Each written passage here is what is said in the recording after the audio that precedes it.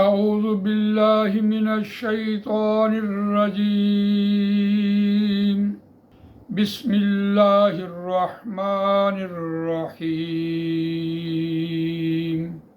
للفقراء الذین احصروا فی سبیل اللہ لا يستطيعون ضربا في الأرض يحسبهم الجاهل أغنياء من التأفف تعرفهم بسيماهم لا يسألون الناس إلحافا وما تنفقوا من خير فإن الله به عليم آمنت بالله صدق الله العظيم رب اشرح لي صدري ويسر لي امري واحلل عقدة من لساني يفقهوا قولي اللهم ارنا الحق حقا وارزقنا اتباعه وارنا الباطل باطلا وارزقنا اجتنابه آمین یا رب العالمین۔ دوستو بزرگوں، سورہ بقرہ آیت نمبر 273 آپ کے سامنے تلاوت کی ہے۔ تیسرے پارے کا 5واں رکوع یہاں مکمل ہوا۔ مضمون کے اعتبار سے سود کا مضمون 3 رکوعوں پر مشتمل ہے۔ تیسرے پارے کا 4تھا اور 5واں رکوع انفاق فی سبیل اللہ کے حوالے سے جو سود کی ضد ہے اور اہل ایمان کی تربیت، اہل ایمان کی ذہن سازی کے لیے یہ 2 رکوع بیان ہوئے، اور انفاق فی سبیل اللہ کی جو معراج ہے، جو چوٹی ہے، جو کلائمیکس ہے، وہ اس آیت میں بیان ہوئی۔ للفقراء الذین احصروا فی سبیل اللہ لا یستطیعون ضربا فی الارض یحسبهم الجاہل اغنیاء من التعفف تعرفهم بسیماهم لا یسألون الناس الحافا وما تنفقوا من خیر فإن اللہ بہ علیم۔ تو گویا فقیر کسے کہا گیا ہے؟ کیا آج جو ہمارے ہاں سائل آتے ہیں جن کو ہم فقیر کہتے ہیں، کیا وہ واقعی فقیر ہیں؟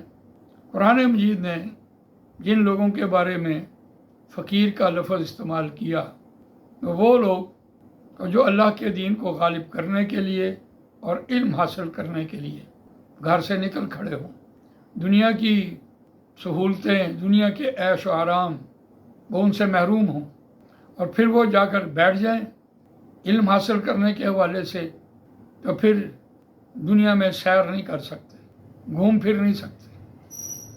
تو ان فقراء سے مراد نبی اکرم صلی اللہ علیہ وسلم کی خدمت میں 300-400 جو صحابہ کرام اصحاب صفہ کہلاتے ہیں، وہ جا بیٹھے علم حاصل کرنے کی غرض سے، اور جہاں بھی کوئی جہاد کی بات آتی، غزوے کی بات آتی یا سریے کی بات آتی، تو وہ لوگ میدان میں اتر آتے۔ ان کو قرآن مجید نے فقیر کہا۔ دنیا کی آسائشیں، دنیا کی سہولتیں، دنیا کی ضروریات زندگی سے محروم اور کمر توڑ مشقت بیٹھے ہیں۔ قرآن مجید نے اس کو ایک اور مقام پر بیان کیا۔ فاقرہ کا مطلب ہے کمر توڑ دینے والا، فقیر سے فاقرہ یعنی کمر توڑ دینے والی مشقت۔ اور ایک دوسرے مقام پر سورہ حشر میں خاص طور پر اصحاب صفہ کے لیے، یا وہ لوگ جو اللہ کے دین کو سیکھنے کے لیے یا جہاد کے لیے نکل کھڑے ہوتے ہیں، ان کو مال دینے کی ترغیب، اور وہ مال کے زیادہ حقدار ہیں۔ قرآن مجید نے سورہ حشر میں للفقراء المہاجرین الذین اخرجوا من دیارہم واموالہم یبتغون فضلا من اللہ ورضوانا وینصرون اللہ ورسولہ اولئک هم الصادقون۔ وہ لوگ واسطے ان فقراء کے، کون فقیر؟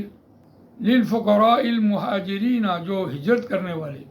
کون لوگ ہجرت کرنے والے؟ الذین اخرجوا من دیارہم، جو نکالے گئے اپنے گھروں سے، واموالہم، اور اپنے مالوں سے، یبتغون فضلا من اللہ ورضوانا، اور وہ تلاش کرتے ہیں اللہ کا فضل، ورضوانا، اور اللہ کی خوشنودی، اللہ کی رضا جوئی، اللہ کو راضی کرنے کی غرض سے۔ وَيَنْصُرُونَ اللَّهَ وَرَسُولَهُ، اور وہ مدد کرتے ہیں اللہ کی اور اس کے رسول، یعنی اللہ کا حکم مانتے ہیں اور رسول اللہ صلی اللہ علیہ وسلم کے کام میں جتے رہتے ہیں، خواہ وہ جہاد ہو، خواہ وہ علم سیکھنے سکھانے کا معاملہ ہو، وہ اللہ کی خوشنودی کے لیے یہ کام کر رہے ہو۔ اولئک هم الصادقون، وہی لوگ سچے ہیں۔ اور انفاق فی سبیل اللہ کے حوالے سے قرآن مجید نے ان فقراء کی بات کی ہے، اور اس سود کے مضمون میں انفاق فی سبیل اللہ کی کلائمیکس ہے۔ اور جو لوگ دنیا کما رہے ہوتے ہیں وہ بھی کمیٹڈ ہوتے ہیں، اور ان کو یہ بات کہی جا رہی ہے کہ آپ اپنا مال ان لوگوں کو دیں جو دین کے لیے کمیٹڈ ہیں، ہمہ تن ہمہ وقت دین کا کام کر رہے ہیں۔ ایک طرف سے آپ کی تلافی ہو جائے گی، آپ کا مال لگے گا، آپ کے مال کی وجہ سے دین پروان چڑھے گا۔ یہ ایک بیلنس کیا ہے مال کے خرچ کرنے کے حوالے سے۔ قرآن مجید میں اس کی مثالیں موجود ہیں کہ نبی اکرم صلی اللہ علیہ وسلم کی موجودگی میں حضرت ابوبکر صدیق رضی اللہ تعالیٰ نے 5 کپڑے کی دکانیں غلام آزاد کر کے نبی اکرم صلی اللہ علیہ وسلم کے جولی میں ڈال دیے، انفاق فی سبیل اللہ۔ اور جب سفر تبوک کی باری آئی تو سارا مال لے آئے۔ حضرت عثمان رضی اللہ تعالیٰ عنہ، حضرت عبد الرحمن بن عوف رضی اللہ تعالیٰ مال کے انبار لگا دیے۔ تو یہ اصحاب صفہ کے لیے ترغیب دلائی گئی صحابہ کرام کو کہ جو لوگ دین سیکھنے کے لیے یا جہاد کے لیے گھروں سے نکل گئے، اب ان کی دنیا میں وہ عیش عشرت نہیں ہے، تو وہ آپ کے پیسے کے زیادہ حقدار بنتے ہیں۔ عام طور پر پیسہ خرچ ہو رہا ہوتا ہے، دنیا لوگوں کے اوپر، غریبوں کے اوپر، مسکینوں کے اوپر مال خرچ کرتی ہے۔ کیا یہ اچھا ہو کہ وہ مال خرچ کریں اور ان کی اولادوں کو قرآن مجید کی تعلیم دیں تاکہ ان کا پیسہ جو ہے وہ صحیح جگہ پر لگے۔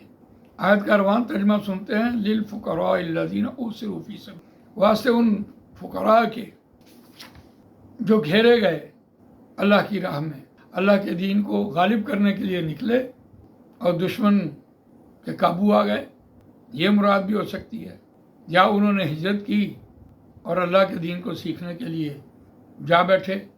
لا یستطیعون ضربا فی الارض، نہیں وہ استطاعت رکھتے زمین میں گھومنے پھرنے کی۔ یحسبهم الجاہل اغنیاء من التعفف، جاہل گمان کرتا ہے ان کے بارے میں غنی، مالدار، ان کے سوال نہ کرنے کی وجہ، وہ اپنا ہاتھ پھیلانے میں شرماتے ہیں۔ بھوکے رہ لیں گے، پیاسے رہ لیں گے، لیکن وہ ہاتھ نہیں پھیلائیں گے۔ اور قرآن مجید نے یہاں ایک بات خوبصورت کہی، تعریفہم بسیماہم، آپ پہچان لیں گے ان کو ان کے چہروں سے۔ لا یسألون الناس الحافا، نہیں وہ سوال کرتے انسانوں سے لپٹ لپٹ کر۔ جیسے دیکھیں آج فقیر جو ہوتے ہیں وہ پیچھے چڑھ دوڑتے ہیں، سوال کرتے ہیں، مانگتے ہیں، پھر پیچھے چڑھ دوڑتے ہیں۔ ان کی شان بیان ہوئی تو ایسا نہیں ہوں گے، لیکن قرآن مجید نے ان کے ماتھوں پر، ان کے چہروں پر جو نشانات پڑے ہوتے ہیں ان سے وہ پہچانے جاتے ہیں۔ ایک دوسرے مقام پر سورہ فتح میں محمد رسول اللہ والذین معہ اشداء علی الکفار رحماء بینہم تراہم رکعا سجدا یبتغون فضلا من اللہ ورضوانا۔ محمد الرسول اللہ، محمد صلی اللہ علیہ وسلم اللہ کے رسول ہیں۔ والذین معہ اشداء علی الکفار رحماء بینہم، اور جو ان کے ساتھی ہیں صحابہ کرام، ان کی شان بیان ہوئی۔ اشداء علی الکفار، اور کفار کے ساتھ وہ بڑے سخت ہیں، اور رحماء بینہم، اور آپس میں بڑے نرم ہیں، بڑے مہربان ہیں۔ تراہم رکعا سجدا یبتغون فضلا من اللہ، آپ دیکھیں گے ان کو سجدے کی حالت میں، اور وہ تلاش کرتے ہیں اللہ کا فضل اور اللہ کی خوشنودی۔ سیماہم فی وجوہہم من اثر السجود، آپ دیکھیں گے ان کے چہروں کو، ان کے چہروں کے اوپر سجدوں سے جو نشانات پڑے ہوتے ہیں، ان چہروں سے، ان نشانات سے وہ پہچانے جاتے ہیں۔ تو بالکل اسی طرح اس آیت میں یہ بات کہی گئی، تعریفہم بسیماہم، آپ پہچانیں گے ان کو ان کے چہروں سے۔ لا یسألون الناس الحافا، نہیں وہ سوال کرتے لوگوں سے لپٹ لپٹ کر۔ وما تنفقوا من خیر فإن اللہ بہ علیم، اور جو تم خرچ کرو، اور ماں بھی شرطیہ ہے، تنفقون کا نون رابی گرایا، فإن اللہ بہ علیم، فا جواب شرط ہے، پس بے شک اللہ اسے جانتا ہے کہ کس غرض سے انسان نے مال خرچ کیا، اس کی نیت کیا ہے.